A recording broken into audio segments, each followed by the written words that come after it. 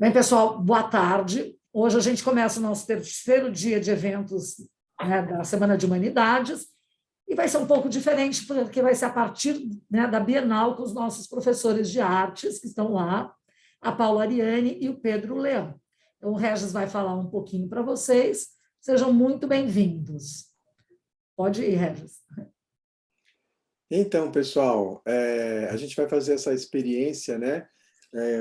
Que para a gente é muito legal, essa coincidência de a gente fazer a Semana de Humanidades enquanto está tendo a Bienal lá, né? E é uma Bienal justamente histórica, porque ela está batendo recorde de exposição de obras de arte indígena, e como o tema da Semana de Humanidades é a Amazônia, a gente achou que seria muito legal trazer aqui a participação, né, um pouco da voz da Amazônia ali de dentro da Bienal, para discutir algumas questões ligadas não só à questão indígena, mas às questões da Amazônia, né, de um modo geral. Então, essa Bienal, pessoal, está com assim, 1.100 trabalhos de 91 artistas, né?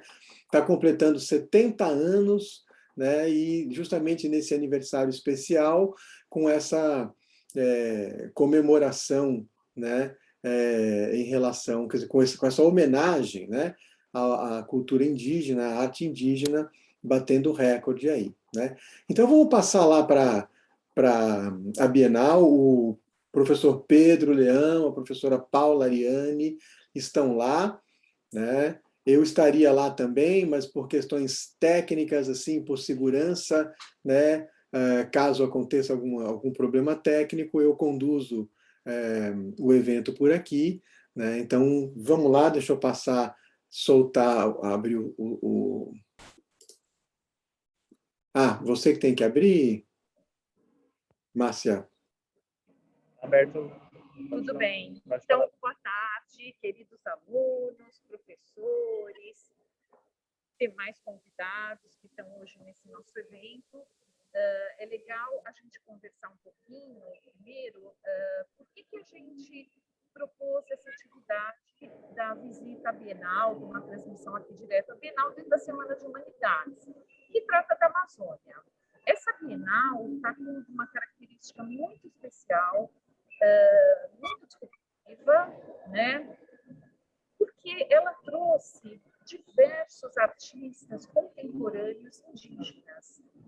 E a maioria desses artistas trouxe questões ligadas à Amazônia. Então, a gente achou que era uma ocasião muito propícia para a gente discutir questões da Amazônia sob a ótica da arte, tá? Mas seria legal, né, Pedro, a gente falar sobre a exposição bienal e como ela está organizada. Isso.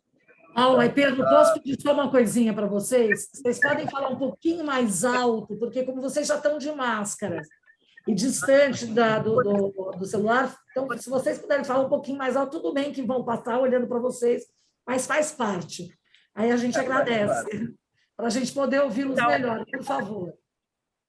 Então, eu vou tentar agora um pouquinho mais alto falar sobre a organização desse grande evento, né? A Bienal, ela foi fundada nos moldes da Bienal de Veneza, que era uma estrutura relativamente rígida, bem eurocêntrica. Você tinha as representações nacionais, os pavilhões dos países. E a nossa Bienal também funcionou assim durante muito tempo. E ela foi se transformando. Essa Bienal, a 34ª, que se chama Faz Escuro, Mas Eu Canto, depois a gente pode discutir um pouquinho, né, sobre esse título. Mas, enfim, ela está organizada a partir de enunciados. Então, é legal que a gente já começa até a ver relação com a educação, né?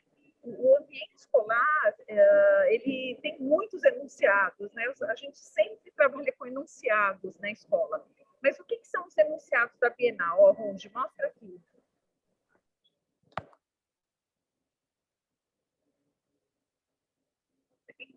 Tá? Pode passar um pouquinho, tem essa faixa amarela. Vamos lá. Os enunciados da Bienal, na verdade, é como se eles fossem núcleos temáticos. Tá? Eles não usam esse nome, eles optaram por esse nome enunciado. Eles reúnem um conjunto de obras em torno de alguma coisa que não precisa necessariamente ser um objeto artístico. Então, tem pessoas que são enunciados dessa Bienal, tem objetos, e a gente vai começar justamente aqui, que tem como enunciado 3 objetos do Museu Nacional. Então, vamos lá, Pedro podia começar a contar um pouquinho sobre esses objetos, né, Pedro? Então, esses objetos que são objetos que sobreviveram de alguma forma ao fogo que houve no Museu Nacional. E a Bienal começa com esses 3 objetos que, de formas diferentes, sobrevivem a esse fogo no Museu Nacional. Por exemplo, a gente tem essa boneca daqui feita pelo Kaimochi Kamayura, que foi uma boneca, por exemplo, que não sobreviveu ao fogo do Museu Nacional. Quando houve o fogo, ela foi consumida, foi perdida, mas você ainda tinha uma pessoa que podia criar um novo exemplar desse trabalho. E o Kamayura criou uma boneca nova para doar para o Museu Nacional novamente, até para preservar a própria cultura dele, né? Então, a gente tem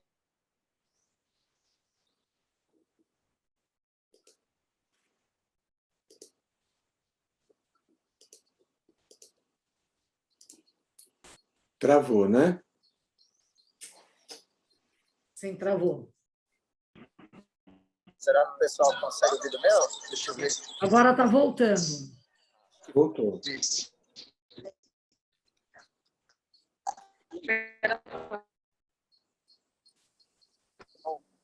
Seguir com o meu. Será que o pessoal consegue ouvir o meu? Um outro objeto que aparece nesse mesmo enunciado aí desses objetos que sobrevivem ao fogo do Museu Nacional é esse minério que a gente vê aqui também. São objetos que, por exemplo, sobreviveram ao fogo, mas tiveram as suas características meio alteradas. No caso desse minério daqui, ele muda de cor, ele sofre mudanças nas suas características físicas por conta desse evento que aconteceu, que foi o fogo no Museu Nacional. Então, você tem um pedaço de história que é marcado novamente, digamos assim. Ele é ressaltado o momento dele por conta desse fogo que aconteceu no Museu Nacional. E você vai ter uma terceira possibilidade, digamos assim, que são elementos como esse meteorito que a gente vê aqui, que, por exemplo, é um objeto que já sobrevive a uma queda do espaço, a uma viagem espacial, né? Então, quando ele é depositado, ele é colocado na coleção do Museu Nacional, depois desse fogo, ele sobrevive praticamente intacto, né? O fogo não vai fazer nada com ele. Então, a gente tem 3 formas diferentes de você ver como essa instituição, que é o Museu Nacional, lida ou sofre com esse acontecimento que foi o fogo no seu acervo. Você tem coisas que se perderam, coisas que foram modificadas e coisas que sobreviveram sem problema nenhum, né? Paula, você sabe contar para a gente um pouco mais a respeito do meteorito aqui? Bom, esse meteorito, ele caiu... Não, na verdade, pessoal, o Museu Nacional tem 2 meteoritos lá expostos, né? O outro é bem maior. Depois, acho que o Regis pode também complementar um pouquinho da informação. E foi assim, a viagem desses meteoritos do local onde eles foram encontrados, caíram, né? Vieram do céu, caíram, até eles chegarem no Rio de Janeiro, lá no Museu Nacional, é uma história assim interessante, porque ficaram por centenas de anos, em algum momento, depois de serem descobertos, perdidos no meio do caminho.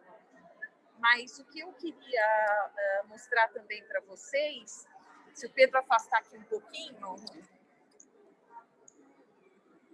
aqui atrás, então lembra dos enunciados que a gente falou, dialogando com esses objetos do Museu Nacional, a gente tem uma série de artistas contemporâneos, né? No caso desse painel enorme aqui atrás, lindo, com obras da Carmela Gross. E eu acho que a gente podia fazer o seguinte, vocês podem ir criando as relações, a gente tem uma relação formal dessas impressões da Carmela Gross com o próprio meteorito, mas a gente pode também pensar em estabelecer outras relações. Enquanto vocês vão pensando nisso, se o Regis quiser também falar um pouquinho, agora a gente vai ver um outro trabalho de um artista alemão. Vocês podem falar, poxa, Amazônia é um artista alemão, mas vocês vão ver o que a gente vai contar um pouquinho dele, tá bom?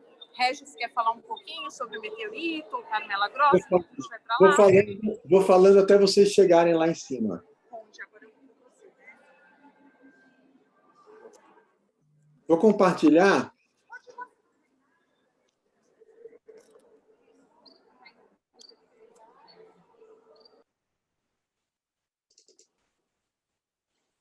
Então, pessoal, vocês estão vendo aí a imagem do meteorito? Dá para ver? Então, esse é o que está na Bienal, né? É o Santa Luzia, é o meteorito que está na Bienal, tá certo?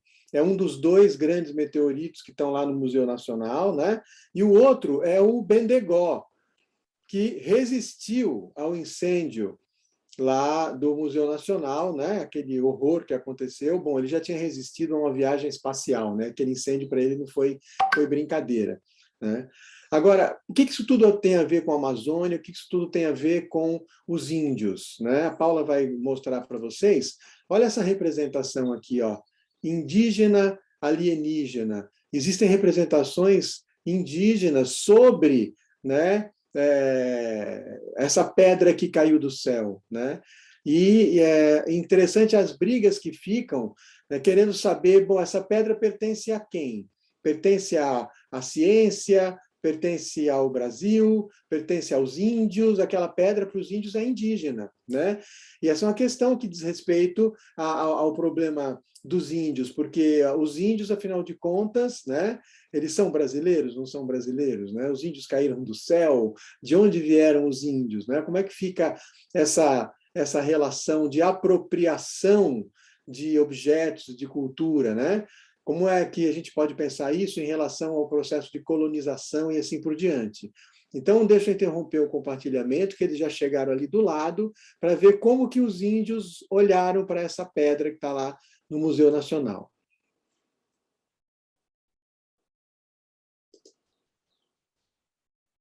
Pode falar, Paula. Obrigada, Regis.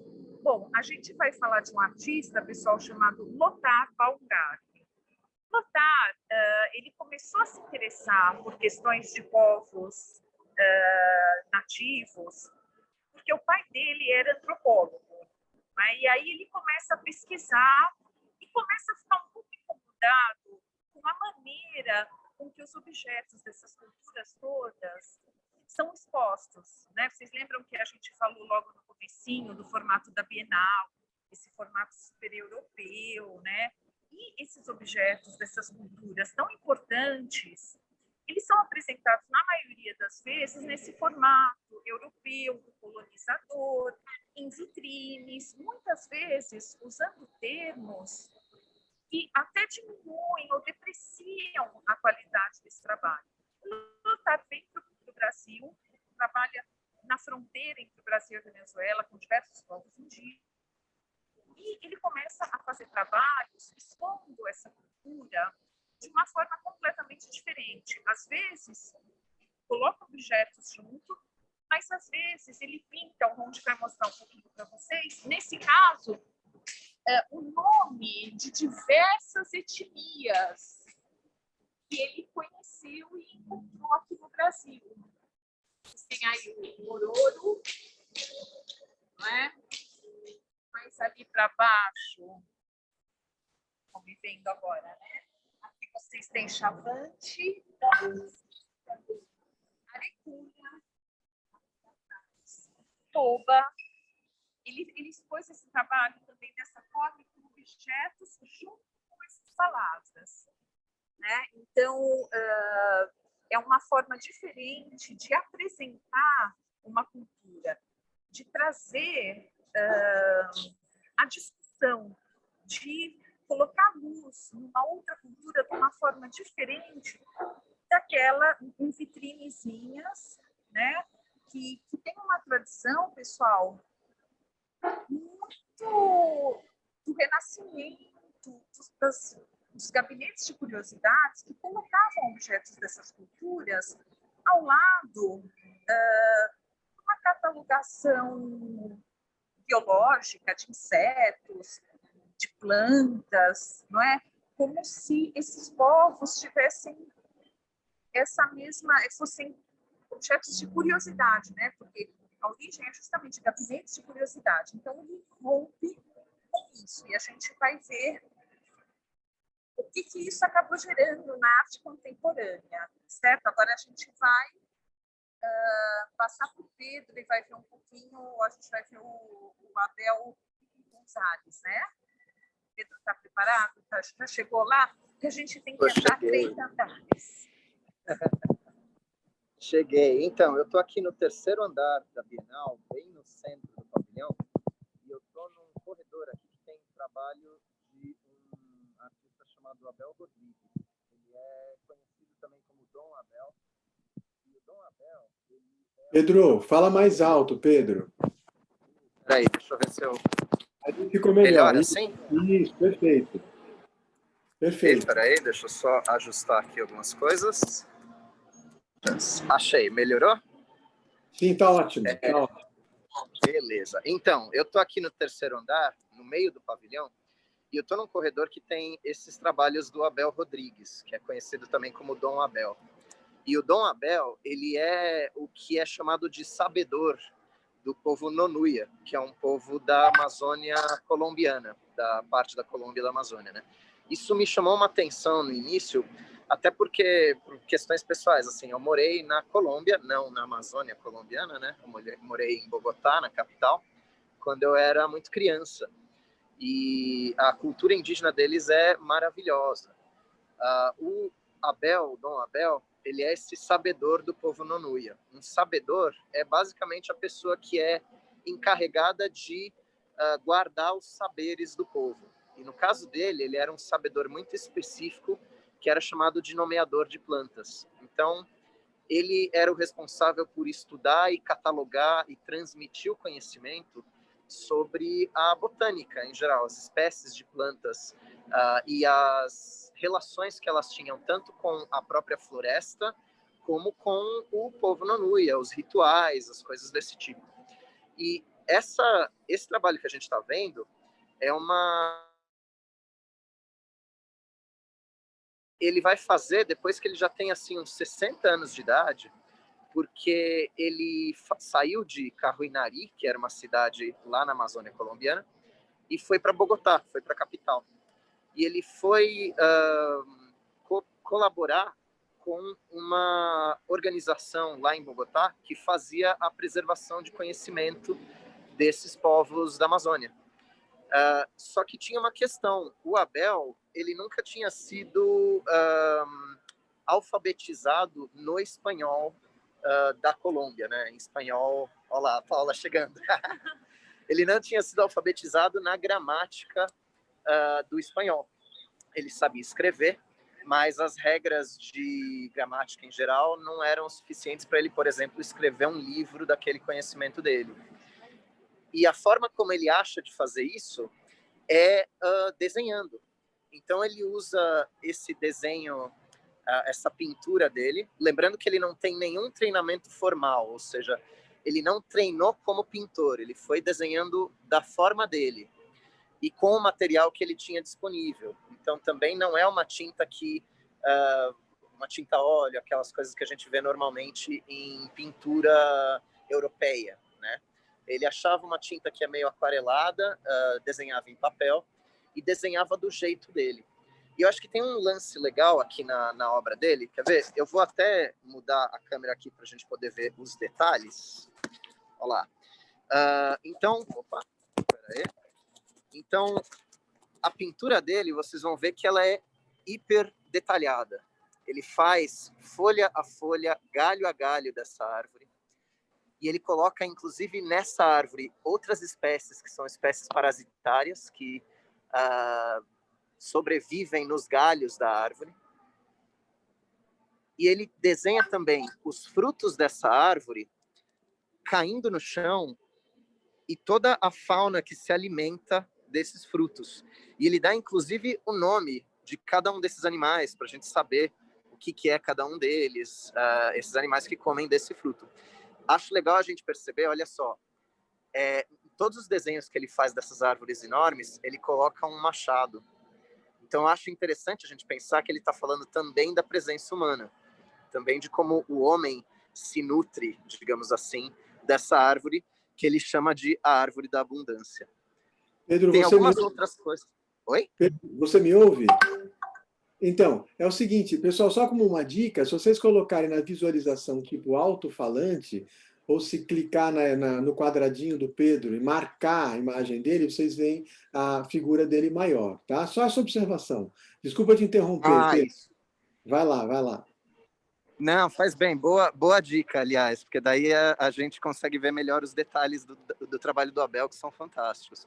Eu queria passar, olha só, nesse corredor que eu estou aqui, que é do 3º andar, a gente tem, além dessa árvore da abundância, que a gente chama, ele tem alguns outros trabalhos, outras pinturas, que são de árvores em conjunto.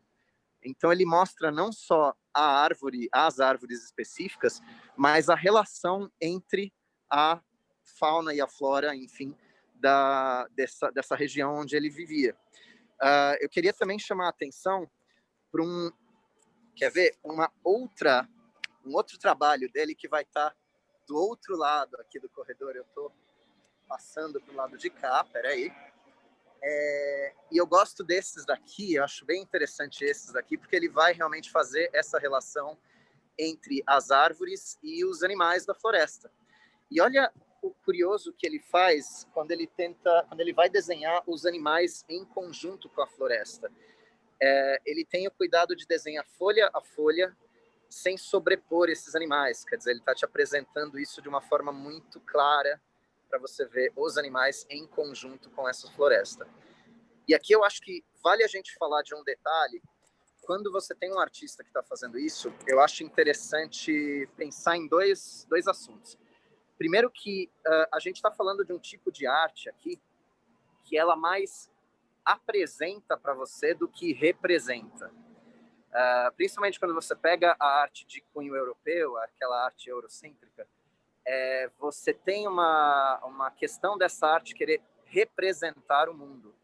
Então você já conhece as coisas do mundo e ela está só tomando o lugar, digamos assim, disso que ela está representando.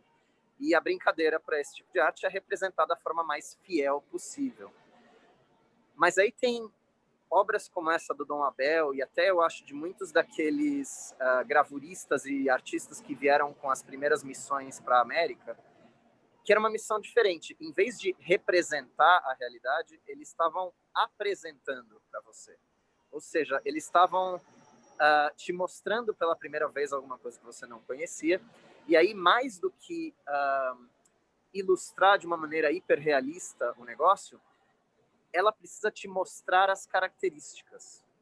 Então, quando você pega um trabalho como esse do Abel, ou como aquela árvore da abundância que eu mostrei, claro que o Abel não viu uma cena exatamente daquele jeito, com exatamente aqueles animais naqueles lugares, mas ele está te apresentando relações dessa árvore com essa fauna. Isso que eu acho bem interessante, ele tem uma relação bem pragmática, ela tem um motivo, uma função muito clara, muito específica. Outra coisa que eu gosto de falar em relação ao Abel, ou em relação a muita dos trabalhos de arte indígena que a gente está vendo aqui na Bienal, é que quando a gente estuda a história da arte, a gente normalmente estuda uma história da arte que é bem linear, né? Você está falando de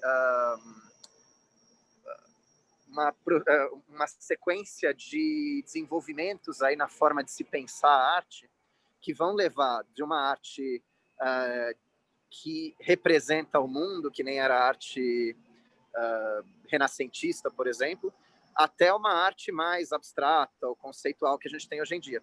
E, normalmente, a gente, estudando história da arte, você fica com uma sensação de que tem o passado, o presente e um possível futuro. E que se você está fazendo arte do passado, você está fazendo uma arte meio obsoleta. Mas eu acho que, principalmente quando a gente vê produção artística de outras matrizes, que não são essa europeia, a gente começa a perceber que talvez a arte não tenha essa linearidade que a gente espera. Quer dizer, ela pode se desenvolver para outros lados que vão botar em questão essa noção da gente de ter uma arte obsoleta e uma arte, sei lá, correta ou contemporânea ou adequada, entre aspas. Aqui a gente está vendo um cara que está ainda usando a pintura para apresentar o mundo. Isso é uma coisa, eu acho que um tipo de uso da arte, uso da pintura, que você não vê mais tanto, assim, digamos, nessa arte mais eurocêntrica, né? Então, bem legal aqui o Abel.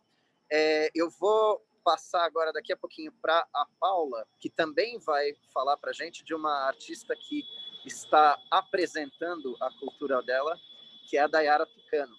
Você já está aí, Paula?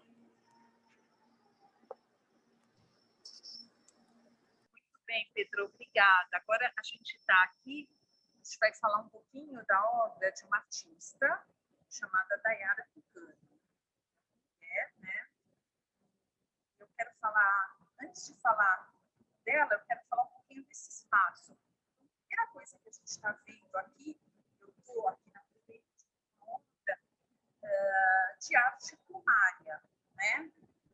Então, observe um pouquinho as cores. E agora eu vou mostrar para vocês lembram quando a gente falou dos enunciados? Então, eu vou mostrar para vocês o enunciado onde a obra da Dayara está dialogando. No primeiro momento, pode ser que a gente essa arte com plumas. Além das plumas, tem pinturas também, a gente vai falar um pouquinho sobre elas. Mas o enunciado desse espaço aqui da Bienal é esse daqui, ó, pessoal. Lembra que eu falei que não eram necessariamente obras de arte? Esse daqui é um catálogo que o Brancusi, um escultor super importante, deu para Tarsila do Amaral. Né? Então, é o catálogo com a dedicatória. Bom, Tarsila do Amaral, revista, Dayara Tucano, artista contemporânea, de origem indígena, né, da etnia tucano. Esse mesmo espaço onde está esse enunciado, que é uma dedicatória que a Tarsila do Amaral recebeu, a gente tem as obras dessa artista brasileira chamada Lígia Pape. Dá uma mostradinha assim, um pouco geral, onde é uma obra que vocês podem perceber, está dando para ouvir? Está dando para ouvir bem, pessoal? É uma obra que vocês podem perceber que tem bastante geometria, né? Muitas formas geométricas. Mas olha que interessante esse trabalho da Lígia Pape, que está aqui. Esse trabalho também é um manto tupinambá. Não é? É uma sessão que a Lígia Pape faz e trabalha com plumas também. Agora vamos tentar falar um pouquinho da Dayara Tucano, desse enunciado e da relação, né, com a Lígia Pape. Depois tem outros artistas, mas lembra que a gente está aqui um pouquinho mais fazendo um recorte da Bienal nessa questão da Amazônia. Então, vou olhar aqui um pouquinho, olhar bem de perto, bem aqui, bem de perto, essa pintura da Dayara, que fica exatamente atrás aquele trabalho com plumas, com penas que eu mostrei para vocês. Agora, vamos olhar mais de longe um pouquinho. Tá? Então, dá para perceber essa arara que ela representou, né? Então, vamos tentar fazer essa relação entre o enunciado, a Lígia Pape e a Dayara Tucano, né? Que é uma artista que está viva, é jovem.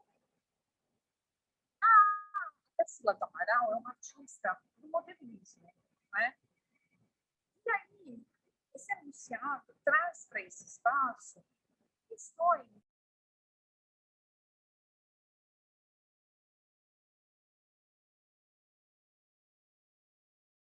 Paula, você está mutada. Oi? Já voltou, Paula. Agora voltou, é que tinha parado o seu som. Mas vocês estão Agora me ouvindo? voltou. Sim, fala um pouquinho mais próximo do celular, que fica melhor. Um pouquinho mais forte, tá bom, vamos lá. Próximo do celular. Então, lembra de toda essa geometria da obra da Lígia Pape?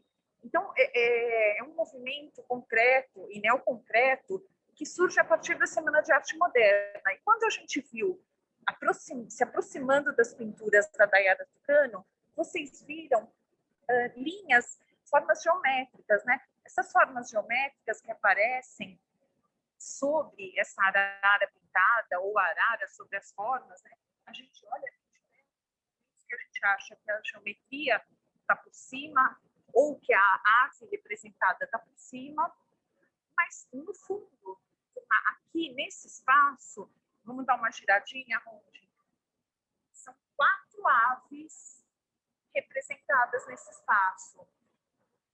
E essas aves, pessoal, têm uma importância muito grande para essa cultura tucano.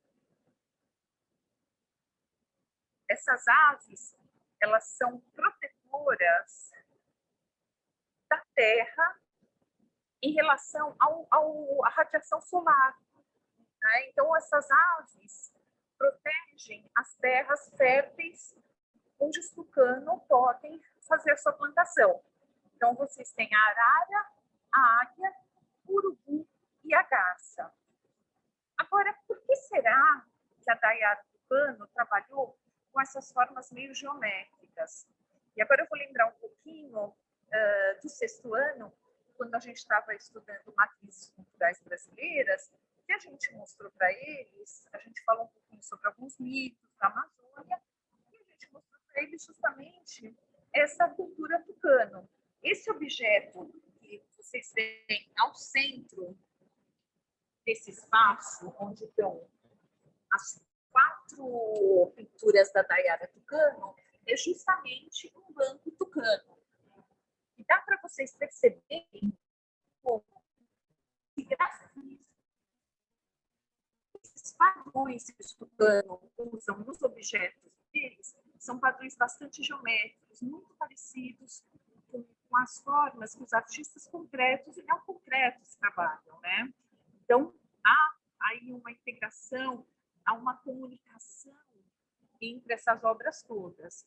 Vamos falar mais um pouquinho da Dayara Tucano? Agora vamos ver, aqui a águia real, ali está o urubu, né? Agora eu queria que vocês contornassem comigo aqui essa pintura da águia. Então, essas 4 pinturas da Dayara Tucano, elas estão colocadas, né, de costas para 4 trabalhos feitos com penas. Esses trabalhos feitos com penas representam os mantos que estão associados a essas aves sagradas que protegem o solo tucano, o solo que eles vão fazer as suas plantações para depois poder ter uma colheita muito rica. Agora, é interessante a gente fazer essa passagem da Dayara Tucano para um outro artista indígena contemporâneo, e além de artista, ele também é curador. E ele é marido da Dayara Tucano, que é o Jaider Esbel. O Pedro já chegou no trabalho do Jaider Esbel? Já estou. Já estou. Então, Pedro, começa a falar do Jaider, que depois a gente te encontra e volta a falar um pouquinho junto sobre o Jaider, certo? Isso.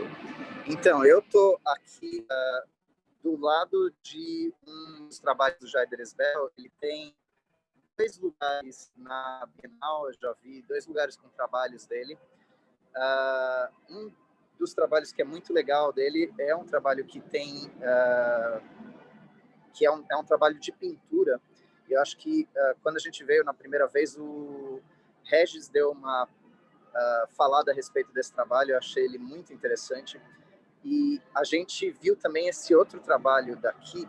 Eu acho que eu vou deixar o de pintura para o Regis dar uma falada, mas eu queria mostrar para vocês esse outro trabalho que eu cheguei aqui. Então, o Jaider, que nem a Paula falou, ele também trabalha com essa questão de curadoria, né? E ele tem esse trabalho onde ele montou todo um livro que faz uma relação entre arte ocidental europeia, né? Aquela história da arte que a gente estava falando, e um pouco de história da arte dos povos indígenas da Amazônia, desse tipo de coisa. Então, ele monta esse livro onde ele interfere em cima de obras da cultura europeia, né, com mensagens, com ideias, com conceitos que seriam dessa cultura amazônica. E muito do que a gente consegue ver quando a gente vê as interferências dele aqui nessas obras tem a ver com mitologias da Amazônia e com seres, desde seres da floresta, né, os insetos, essas coisas assim, até seres mitológicos, como grandes protetores da floresta e seres que vão vão cuidar dessas comunidades, né? As pinturas que a gente tem dele, que estão lá no terceiro andar, eu estou aqui no segundo, desci para o segundo. As pinturas que a gente tem no terceiro andar fazem um pouco dessa relação. Elas mostram esses protetores da floresta, feitos em pinturas bem grandes, de uma forma que eles ficam quase camuflados no meio da pintura, né? E aqui ele brinca um pouco com isso também. Ele tem algumas pinturas onde ele esconde mais ou menos algumas formas, alguns seres no meio dessas pinturas renascentistas, pinturas dessa tradição pictórica europeia. Regis, você poderia falar para a gente um pouco a respeito das pinturas mesmo dele lá no terceiro andar? Você tem imagens dessas? Eu tenho, deixa eu mostrar aqui, vou compartilhar com vocês. Então, deixa eu compartilhar rapidinho. Tá aqui.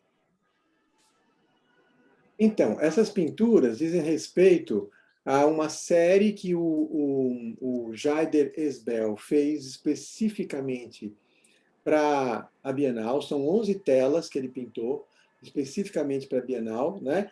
E essa série chama A Guerra dos Canaimé, né? Os Canaimé são espíritos assim malignos, espíritos ameaçadores, né? E que curiosamente são suscitados pela própria comunidade. Não é uma coisa assim distante e separada e externa à comunidade. São coisas, né, que são suscitadas ali pelas próprias pessoas que vivem na comunidade. E esses espíritos, eles são mortíferos, né? Claro que dá para estabelecer uma ligação direta, né, dentro dessa alegoria com o colonizador, né? A figura do colonizador. E, assim, o fato que o Pedro lembra agora dessas entidades, né, cosmogônicas, cosmológicas aparecerem de forma meio disfarçada, é difícil de você discernir ali no meio de tudo aquilo, né? Olha isso aqui, ó, né? Você vê o caráter mítico, cosmológico, cosmogônico dessas pinturas, esse universo, esse imaginário mítico, né? E não dá para ver onde que está a figura aqui do Canaimé, né? Aqui talvez vocês consigam ver, tem uma cabeça aqui está um pouco mais fácil, né? Ele está agachado, etc e tal, né? Mas isso remete às estratégias subreptícias, né, de imposição ideológica, né, de apropriação cultural, que muitas vezes, até nas palavras do Jaider Esbel, acontece de modo monolítico, né, monoteísta, monocultural. E é curioso, quando a gente fala em monolítico, a gente lembra imediatamente do monolito, né, do meteorito, né? Aquele meteorito que caiu do céu, mais ou menos como os portugueses caíram do céu na cabeça dos índios e os espanhóis, né?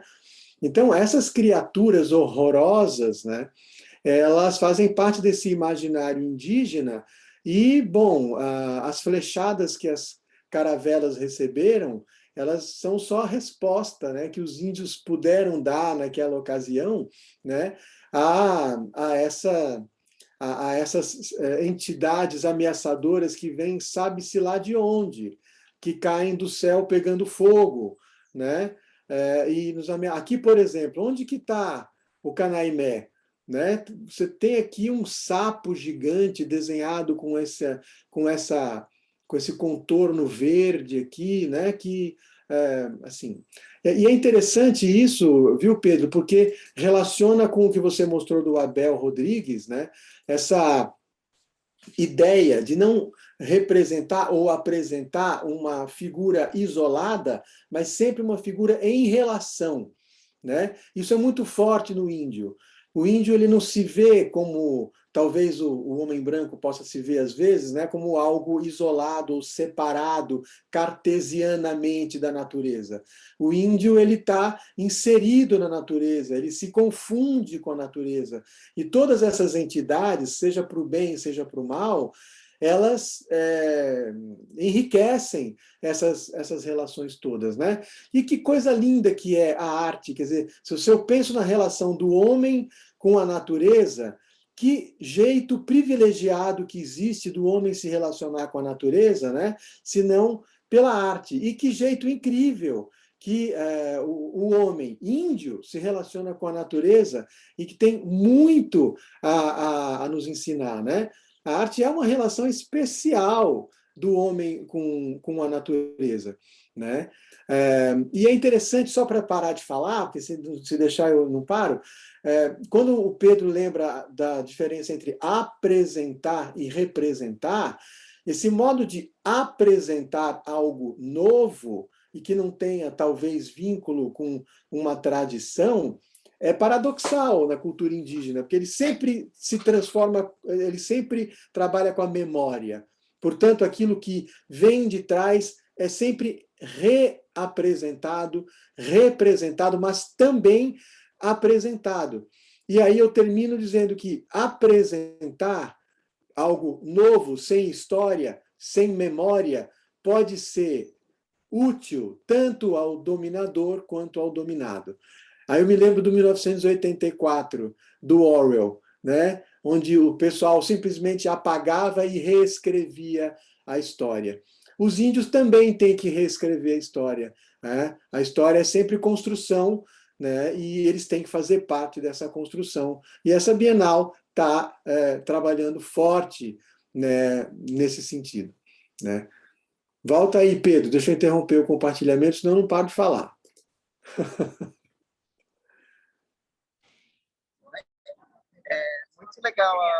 Muito legal essa ideia que você coloca essas criaturas como sendo suscitadas pelo próprio povo. Quer dizer, não dá nem para dizer se eles são criaturas do bem ou do mal, e talvez essa noção seja uma noção muito europeia, não sei. Tem você estava falando dessa questão, eu estava lembrando da trama daquele filme Bacurau, né, que apareceu há alguns anos aí. A comunidade que aparece no Bacurau tem pessoas que são postas à margem, são pessoas afastadas da comunidade, justamente por causa da violência, por causa de características que a gente poderia dizer que são negativas. Mas em determinado momento, a própria comunidade precisa dessas pessoas.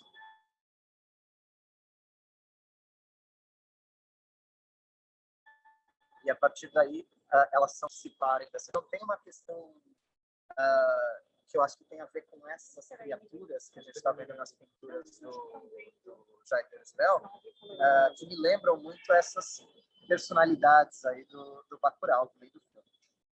A Paula pediu para a gente voltar aqui para as pinturas, inclusive para poder falar um pouco a respeito de material. Ela tinha alguma questão para colocar aqui do material. Então, diga lá. Vocês estão ouvindo bem? Estão ouvindo bem, pessoal?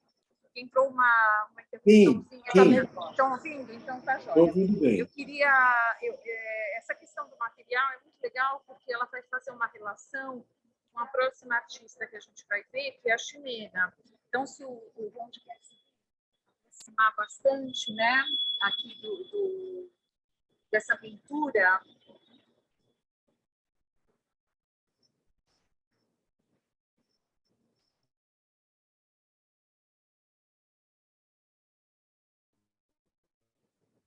Inclusive, me vendo? Então, inclusive, pessoal, só para complementar uma coisa, emendar no que o Regis e o Pedro falaram, né, sobre esses espíritos que o Jaider representa, que esses 11 espíritos, sobre eles serem do bem ou do mal, eles são espíritos da floresta. Então, eles vão atuar conforme as criaturas todas e os seres que entrarem na floresta vão se comportar.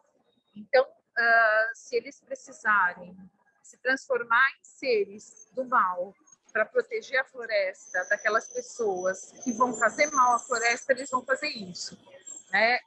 Mas se eles estiverem numa situação mais harmônica entre os povos, as criaturas todas que estão na floresta, eles são espíritos da floresta, né? Agora, sobre o material, interessante, porque a gente viu ali atrás um pouquinho no trabalho da Yara Tucano, né? A gente viu pintura, mas a gente viu também um pouquinho da arte. A arte plumar é uma das coisas mais conhecidas, né? E maravilhosa que os índios fazem. Ontem, na palestra da Rosa Gauditano, ela mostrou para a gente que muitas culturas estão deixando de usar as penas dos animais porque a devastação do meio ambiente impediu que tivessem animais suficientes para eles conseguirem ter essas penas, e eles começam a fazer, às vezes, com fragmentos, com partes de roupas que eles recebem como doação, né? E pensando também nessa questão do material, o Jaider trabalha aqui com tinta acrílica, mas ele trabalha também com um material que vocês devem conhecer muito bem, que é a canetinha Posca. Então, é legal a gente pensar como as culturas vão se entrelaçando e sem precisar abandonar as suas tradições, os seus aspectos que mais caracterizam a cultura. É possível pegar coisas de uma cultura, de outra, e respeitar e aproveitar. Então, você tem um artista contemporâneo indígena que trabalha com caneta Posca, a mesma que a gente às vezes usa na escola para fazer um trabalho, né? E a questão de material escolhido para o trabalho vai ser muito importante quando a gente falar um pouquinho do trabalho da Ximena. O Pedro já chegou aí? Pedro, vamos ver. Já estou por aqui. Então, vamos lá. Opa, um minutinho. Já estou de frente aqui para o trabalho da Ximena. Na verdade, esse trabalho daqui vai ser talvez uma das grandes vedetes aí dessa edição da Bienal. Apareceu em vários dos jornais e coisas assim, mostrando esse trabalho dessa artista que é a Ximena Garrido Leca. É um trabalho muito legal para a gente encerrar, digamos assim, esse nosso passeio, porque ele é um trabalho muito próximo do raciocínio STEAM, que a gente promove tanto aqui no colégio. Então, ele é um trabalho que tem a ver com a produção de um efeito estético, né? Ele acaba sendo um trabalho muito bonito de você ver ele visualmente, né? Mas ele também é um trabalho muito interessante do ponto de vista técnico. Então, a Ximena monta essa estrutura de tubos de cerâmica que são alimentados por água que vem desses 3 barris, e dentro de cada um desses tubos ela coloca uma planta, né? Então é basicamente uma cultura de hidroponia. Em cada um desses buraquinhos aqui, em cima de cada um desses potes, ela colocou um barbante que vai do potinho até a armação lá no teto, e no qual esses feijõezinhos conseguem se enrolar e crescer. Então, esse trabalho precisa de um tempo, né, para ser armado, e provavelmente foi colocado aqui na Bienal muito antes da exposição começar, para que essas plantas pudessem crescer desse jeito. E olha que efeito bacana que dá. O pessoal que vem visitar está muito interessado nisso, em entrar de fato no trabalho, participar dele, entrando no trabalho e fazendo parte dele. E a Ximena tem uma relação muito curiosa com essas plantas desses feijões, porque não é um feijão comum desses que a gente come aqui no Brasil. É um feijão muito específico dessa cultura indígena. Então, aqui na frente desse trabalho dela, a gente vê essa montagem daqui. A gente tem essas imagens todas que tem a ver com esse feijão, a Paula está ali já, e a gente tem todo um compêndio aqui de tipos diferentes desse mesmo feijão, né? Com uma variação de manchas aí no feijão. E o interessante, acho que o Regis talvez saiba contar um pouco melhor isso, mas deixa eu ver se eu me arrisco. De acordo com essa cultura, eles criaram uma comunicação, um alfabeto, digamos assim, que tem a ver com esses feijões, com essas manchas desses feijões. Então, é uma forma de comunicação que se liga diretamente com essa espécie, né? E nesse trabalho aqui da Ximena, a gente vê essa coleção aqui dos feijões, né? Que está soletrando, digamos, está comunicando uma determinada mensagem, e logo do lado ela coloca a tradução, digamos assim, dessa mensagem, que é, como é que era, Regis? É um manual do colonizador, isso daqui? Ela usou, do lado esquerdo e do lado direito, tem uma página do manual do colonizador, né, dizendo como é que você faz para catequizar o índio, né? Então, você tem uma linguagem aí idiogramática, né? Então, baseada em imagens, né? E as formas dos feijões, os desenhos dos feijões, né, inspiraram essa linguagem, que é o que está atrás da Paula, justamente, né? Essa página, né, os feijõezinhos na frente do Pedro, lá na mesa, e desenhados lá nessa parede atrás da Paula. Não é isso, Paula? Você está sem som, Paula. Então, eu não sei se o Pedro contou para vocês que a Ximena é uma artista peruana, né, que nasceu em 1980. E ela resgata para o trabalho dela processos artesanais e de cultivo do Peru, mas principalmente da cultura moche, que é uma cultura inferior à cultura inca. Né? Então, a gente está falando de povos assim, ancestrais, né? E a gente vai terminar ali naquele espaço maravilhoso que o Pedro estava mostrando para vocês, das plantas. Essas fafas, das quais as formas permitiram, né, uma forma de comunicação escrita, essas favas foram a semente justamente da planta que foi plantada aqui pela Ximena, né?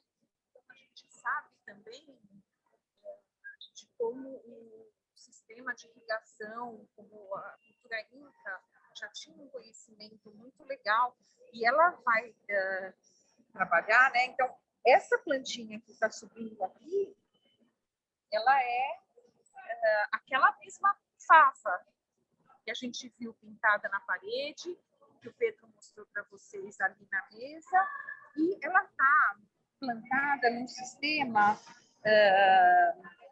de irrigação, aqui dá para a gente ver os tambores e as bombas, e é todo de cerâmica, né?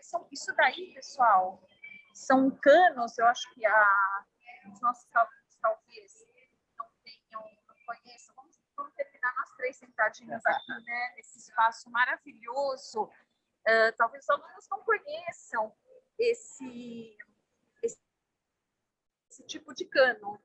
que é um cano de cerâmica. Só para lembrar também, o enunciado onde estão essas obras são as cerâmicas paulistanas, né? E eu queria que o Regis falasse um pouquinho, acho que ele tem uma interpretação muito linda dessa obra da Ximena, que eu acho que fecha muito bem essa nossa conversa sobre os povos da Amazônia. Ah, que legal. Então, eu fiquei muito impressionado com essa obra, porque você vê de longe, né? Ela tem essa luz toda lá em cima para iluminar as plantas, né? E você vê de longe essa massa verde, é muito atraente, é super bonito, né? E o que eu achei interessante é que, quando a gente pensa as questões da Amazônia, as questões indígenas, muitas vezes fica aquela nuvem negra, né? Aquela coisa assim, poxa vida, que mal, né? Quanta coisa difícil, quanta dificuldade, problema de desmatamento, problema em relação ao garimpo, exploração sexual de jovens e de crianças, né? Uma série de questões muito graves, o desrespeito com o índio, né? Mas essa obra, ela, em primeiro lugar, nos traz luz e ela aponta para cima, né? Então, ao invés da gente sentar no chão, como esses três estão aí agora na Bienal, ao invés de sentar no chão e chorar e ficar reclamando, etc. e tal, né? Nós temos os problemas, sim, mas temos também as soluções, não é? Então, vamos trabalhar para isso e para cima e em busca de luz, de saídas para todos esses problemas que se apresentam, né? Fala, Paula. Eu queria lembrar também que essa obra é uma obra fundamental para a Bienal, justamente porque ela fala da transformação. Então, ela está presente na Bienal desde o início do ano. Ela já foi montada aqui uma vez, e essa Bienal está valorizando também essa coisa do processo e da transformação, que tem tudo a ver com o que você falou, né, Regis? A gente tem que ir para cima e pensar que pode transformar as coisas em coisas melhores, né? E sempre transbordando as fronteiras, exatamente como a Amazônia faz, exatamente como a arte faz, exatamente como a Bienal faz, né? É isso. Vamos abrir para as pessoas verem, né, se tem questões, se tem perguntas. Adorei o passeio de vocês aí. Eu queria estar aí também. Também queria, achei sensacional. Muito legal essa forma de apresentação, né, de foi feita. Ficou muito legal esse jogo com você também, Regis. Você daí, enquanto eles mudavam de lugar, você introduzia alguma coisa, né? Então ficou muito interessante. E aí, se alguém quiser fazer alguma pergunta. Enquanto o pessoal pensa em pergunta, eu até queria fazer o convite, né? O Regis já começou o convite, eu queria emendar o convite aí para todo mundo, com todos os cuidados que a gente tem que ter aí nessa época. A Bienal está pedindo para as pessoas apresentarem carteirinha de vacinação, ninguém entra sem carteirinha de vacinação, é um espaço bem grande e ventilado. Fica o convite para quem puder visitar a Bienal, né? E ver com os seus próprios olhos e interpretar também todas essas questões da arte e da arte que os indígenas contemporâneos trazem para a gente, né? Mas dá para a gente bater um papinho aqui, que agora a gente está com fone, ouvindo bem. Se alguém quiser perguntar, é verdade, a gente conversa, né? O Rondi estava aqui o tempo todo com a gente, nós ajudando. Câmera e diretor, enquadramento. É a equipe de arte, gente, fazendo. É isso aí, todo mundo juntos. Eu quero fazer um comentário. Oi, diga. Fala por aqui. Deixa eu falar por aqui, porque senão vai dar microfone. Eu achei muito legal, porque, assim, à medida que as obras estão expostas, elas estão em espaços diferentes dentro da Bienal, né? Eu lembro que alguns anos atrás, quando a gente via alguma coisa indígena ou alguma coisa étnica, tinha uma tendência de aglutinar numa determinada sessão.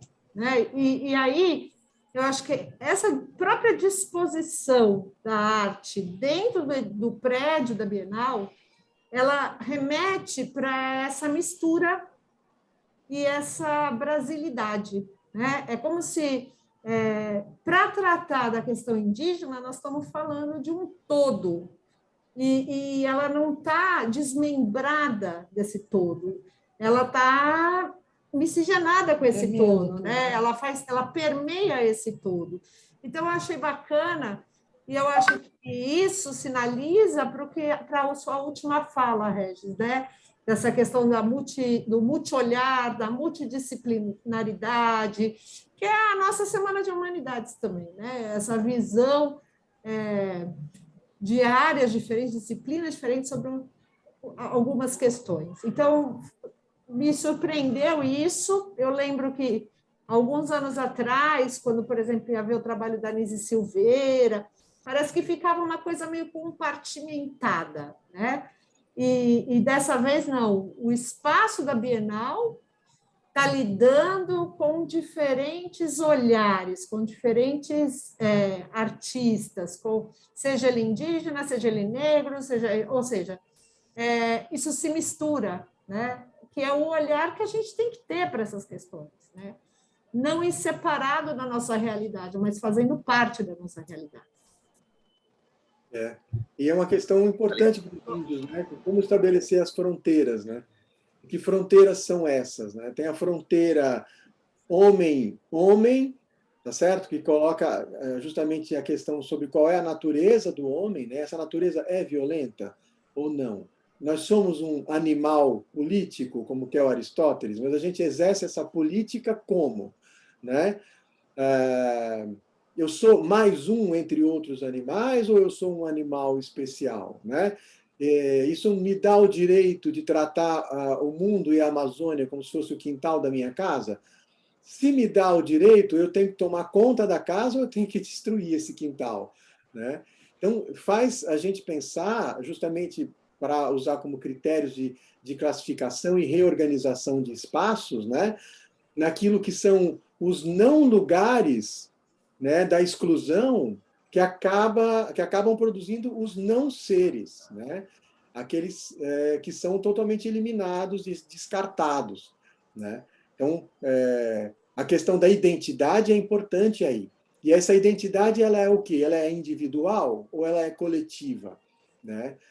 Se ela é só coletiva, eu perco a liberdade individual. Mas se ela é só individual, eu perco as questões das identidades culturais. Uma identidade cultural, ela é necessariamente coletiva. Então, tem que ter esse equilíbrio entre o indivíduo e o individual e o coletivo, que aparece tão bem nas pinturas lá do Dom Abel, que o Pedro mostrou, né? Nas transparências todas, na convivência ali tranquila e harmônica, né? Entre os diversos seres que ele apresenta, né? E nem sempre tranquila, né? A Paula lembrou bem também que as representações lá do Jaider Esbel se referem a entidades que podem ser boas ou más, e discutir o que é bom e o que é mal já né, dá muito pano para manga, né? Lá na pintura do Jaider Esbel, que, aliás, curiosamente, se auto-intitula de artivista, né? Ele é um artivista, ele usa a arte para falar dessas questões todas, né? E através do quê? Levantando vozes, levantando potências e poderes na política e saberes, né? Trabalhando com linguagens diferentes. O Pedro lembrou ali que o Dom Abel, quando pinta, como ele não sabia falar espanhol, né, ele simplesmente ele inventa uma nova língua, uma nova linguagem ali através da pintura, né? Então, é importante isso de você, né, procurar novas maneiras de explorar, né, e de expressar aquilo que você precisa expressar, né? Então, eu não tenho só esses modos de conhecimento funcionando aí, né? Arte, mito, né? Eu tenho outras coisas que podem ser desafiadas, né? Para que você possa produzir novos espaços, né? Chegar em novas soluções. Quanto maior a variabilidade das ideias, maiores as chances de acharmos saídas, né? Alguém levantou a mão aí. Fala, Paula. Sabe, eu queria falar um pouquinho a respeito do comentário da Ana, porque essa Bienal, ela tem esse aspecto e é uma coisa muito importante. Esses próprios enunciados, ao invés deles servirem assim como núcleos temáticos e fecharem os núcleos, esses enunciados, eles abriram, né, e integraram todas essas culturas, todos esses olhares, todas essas questões. E nessa Bienal, as obras não estão como em muitas outras bienais anteriores, em que você tinha esses núcleos, né, que encerravam uma questão, e o artista que estava nesse núcleo, você saiu desse núcleo, você vai conhecer outras questões em outros núcleos. Os enunciados, eles têm artistas dialogando com esses enunciados em vários espaços da Bienal. Então, vocês viram o livro que o Pedro mostrou do Jaider no segundo andar, e no terceiro andar tem outras obras do Jaider, que são aqueles espíritos da floresta que o Pedro Regis, que a gente comentou um pouquinho. Então, isso é muito importante porque rompe com uma estrutura também que segrega essas culturas, né? E quando você põe a arte indígena e a arte, você acaba, né? É sempre importante trazer e expor, mas quando você expõe dessa forma, você reforça um pouco uma separação, né? E essa Bienal traz tudo, como a Ana notou bem, muito integrado. A gente está falando de arte, a gente está falando de olhares, né? E não importa se é de um artista contemporâneo indígena, se é de um artista de São Paulo ou se é de um alemão, não é? Essas coisas todas vão se somando. E agora eu lembro um pouquinho também da fala do Regis, essa tendência que a gente tem, essas dualidades, né? O espírito é do bem, o espírito é do mal. A arte brinca um pouco e desafia um pouco isso, né? Pode ser do bem e do mal ao mesmo tempo. Então, eu acho que isso é uma coisa muito legal para a gente pensar um pouquinho na nossa interpretação para esses objetos, para essas obras todas. Muito legal. E aí, eu queria fazer um último comentário, posso falar? Então, eu achei bacana também quando aparecem aquelas inscrições das etnias indígenas, né? Eu não sei se eu estou viajando demais, mas aquilo me lembrou muito o grafite. Né? É como se eu estivesse me apropriando da linguagem urbana, porque eu também, como o grafite, tenho que mostrar que eu sou excluído. Porque o grafite ele tem esse propósito, né? Ele é a linguagem periférica no centro da cidade, estampado na cara da elite. Quando o jovem sai lá da periferia, corre risco, ele vai lá e vai usar essa linguagem para falar, olha, eu existo. Então, quando vocês mostraram aquelas inscrições, me veio isso na hora, né?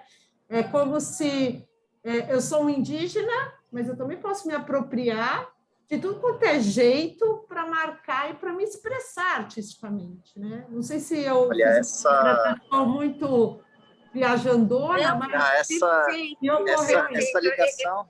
Nós dois nos empolgamos. Não, essa ligação é muito legal, até porque o lugar onde esse trabalho do Lothar Baumgart vai ser colocado é justamente aquelas laterais, aqueles frisos ali do mezanino, né? Uhum. E há alguns poucos anos, algumas edições da Bienal, a gente teve aquela Bienal que teve o andar vazio.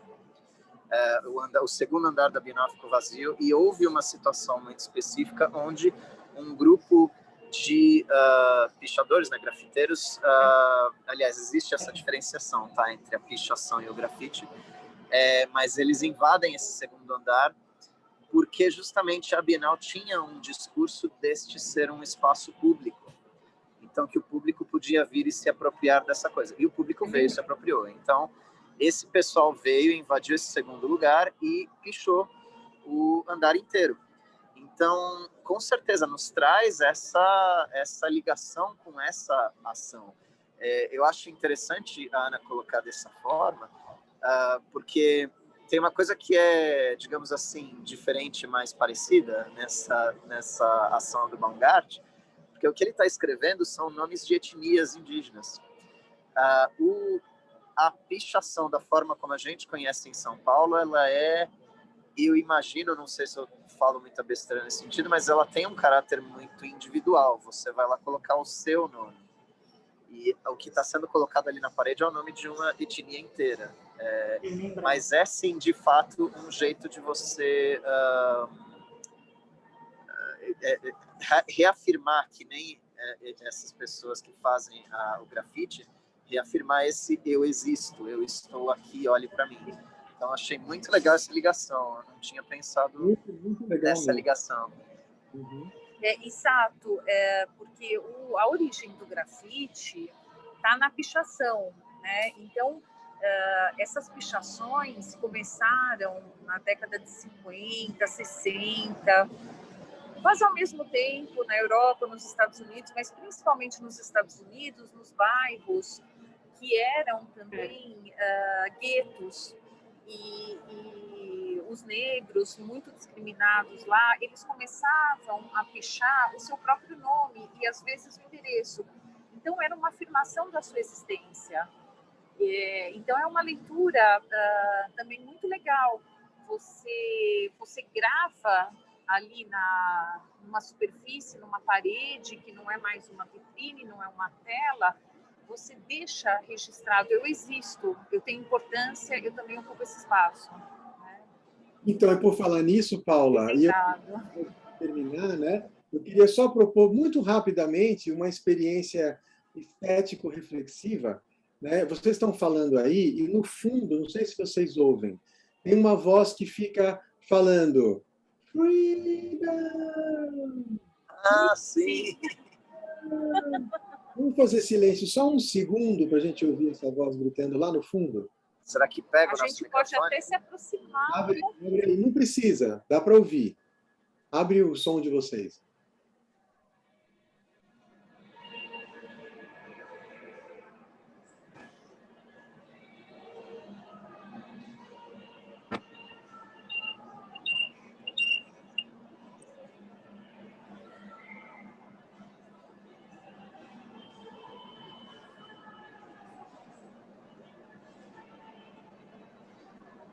Estão ouvindo, né? Freedom! Isso é um som que fica soando ali por perto, enquanto a gente vai caminhando. É uma obra específica, né? E que nos... Dá para mostrar ela aqui, olha. Peraí. Mas acho que nos remete a... Deixa eu fazer uma coisa, peraí. Ali. Que precisam ser ouvidas. Não, contrário. Lembrando aí da situação de outras minorias. Não é isso? Não sei se vocês estão enxergando. É aquele trabalho alto-falante aqui embaixo lá? da mesa. Não, ali. É um alto-falante No chão. No chão, que está todo enroladinho com fios. É de lá que vem esse som. O som vem de dentro de uma caixa fechada. Tá no chão. Vamos ver se a gente consegue. A gente vai se aproximar lá. Peraí, vai. E a gente pode ir encerrando. É muito interessante, muito legal, inclusive, pegar esse como um dos trabalhos de encerrar também, porque essa Bienal, com essa proposta, Faz Escuro Mais Eu Canto, tem a ver justamente com essa ideia, não é? Uma ideia de resistência. Até no momento mais escuro, no momento mais complicado e mais cheio de problemas, a gente continua cantando, a gente continua tendo esperança. É um jeito de você resistir. Olha só, tá aqui.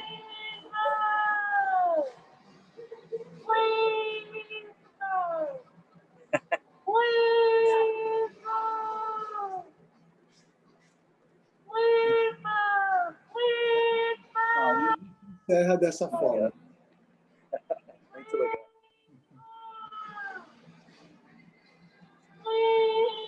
Excelente, a gente está aqui aplaudindo, com certeza.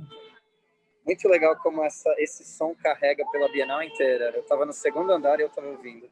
Ouve? E não é assim absurdamente alto, mas ele carrega de alguma forma, você ouve ele em todo lugar. Eu sonhei com isso. Oi? Eu sonhei com isso. Fica na cabeça. Imagino, Regis, porque ao mesmo tempo é uma coisa meio angustiante, né? Isso. É. Não mexe muito com a gente também, né? Mexe bastante com a gente. É. É isso, Márcia. Aí eu não sei se o horário... Bem, pessoal. Sabe. Para a gente despedir. Muito bem, pessoal. Gente, muito obrigada. Beijos para vocês. Obrigada, gente. Legal, pessoal. Valeu, Rondi, pela assistência também. Foi maravilhosa.